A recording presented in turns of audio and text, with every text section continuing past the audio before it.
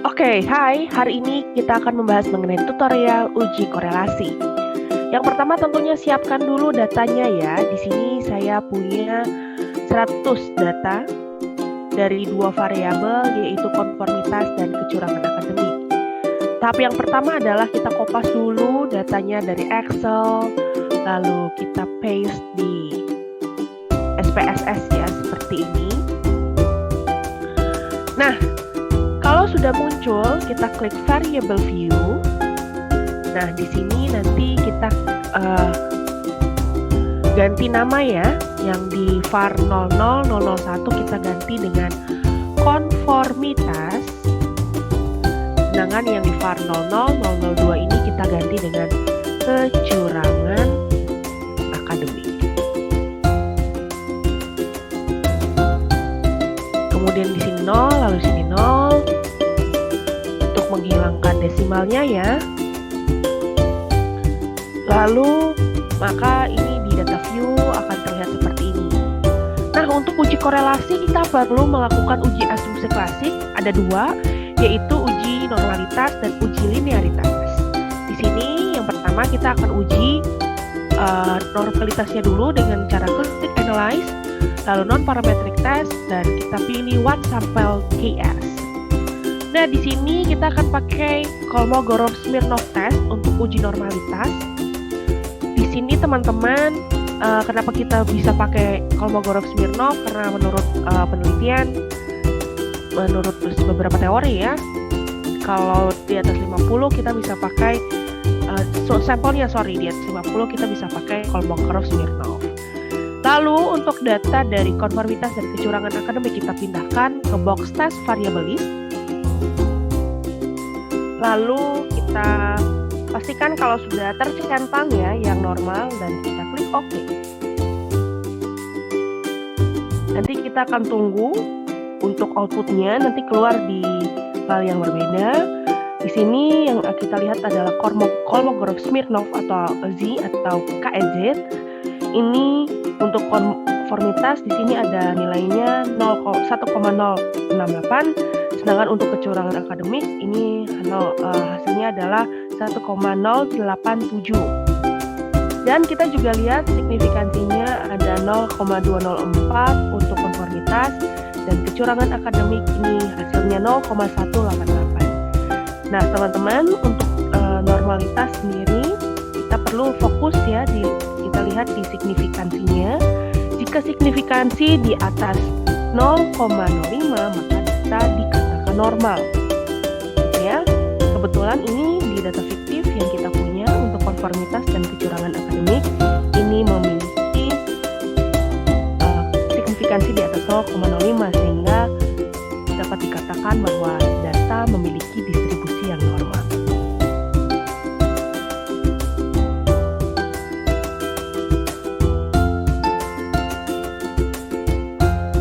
Selanjutnya adalah kita menguji linearitas dengan cara klik analyze, lalu compare means, dan kita pilih means. Lalu dalam hal ini konformitas adalah independent list atau variabel bebas, sedangkan kecurangan akademik adalah variabel terikat atau independent list. Lalu kita klik option dan kita centang test for linearity. Lalu klik continue. Lalu kita klik OK. Yang kita lihat adalah ANOVA table. Nah, teman-teman, cara melihat linearity-nya itu kita bisa lihat dari linearity dan deviation from linearity.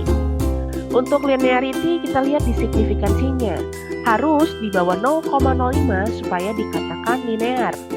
Sedangkan kalau kita mau berpatokan pada deviation from linearity, kita bisa lihat bahwa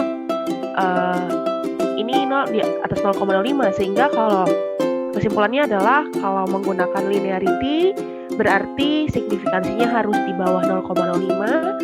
Sedangkan kalau menggunakan deviation from linearity berarti signifikansinya harus di atas 0,05. Kebetulan data fiktif yang kita punya ini signifikansi untuk linearity-nya adalah 0,000 atau di bawah 0,05 dan deviation from linearity-nya ini di di atas 0,005 ya, atau hasilnya 0,09. Sehingga ini adalah kondisi disebut sebagai linearitas sempurna.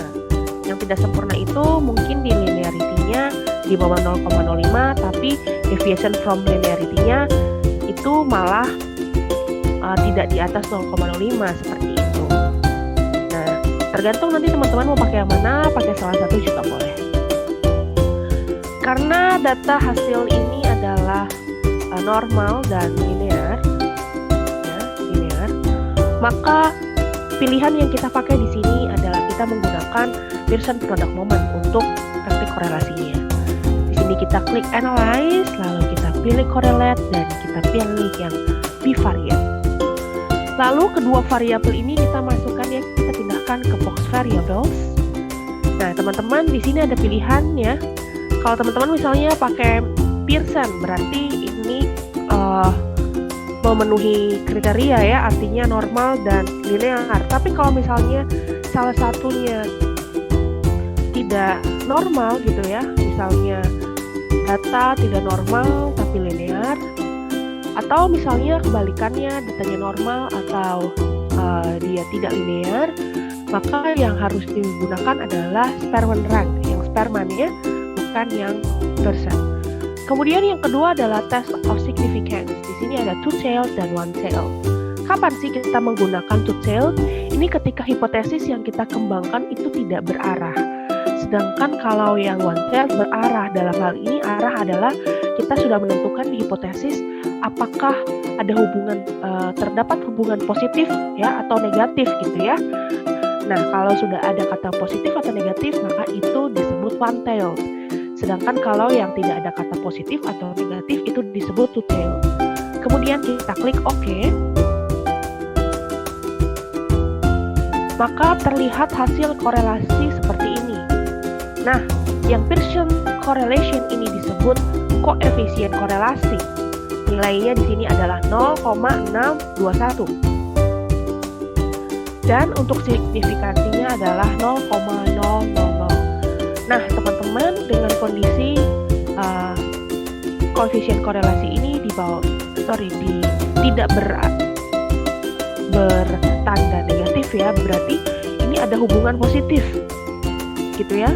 Nah, signifikan atau tidak kita lihat di yang signifikan two tailed ini. Kalau di sini teman-teman pilih one tailed, nanti yang keluar one tailed gitu ya. Signifikansinya ini 0,005. Nah, sebagai standar itu tergantung teman-teman mau menggunakan 1%, 0,01%, atau atau teman-teman mau menggunakan 5% gitu ya, it's okay. Karena ini akan tergantung dari hasil level signifikansi yang teman-teman pilih. Kalau di sini misalnya kita pakai 0,05, maka jika di bawah 0,05 signifikansinya berarti ada hubungan yang signifikan seperti itu.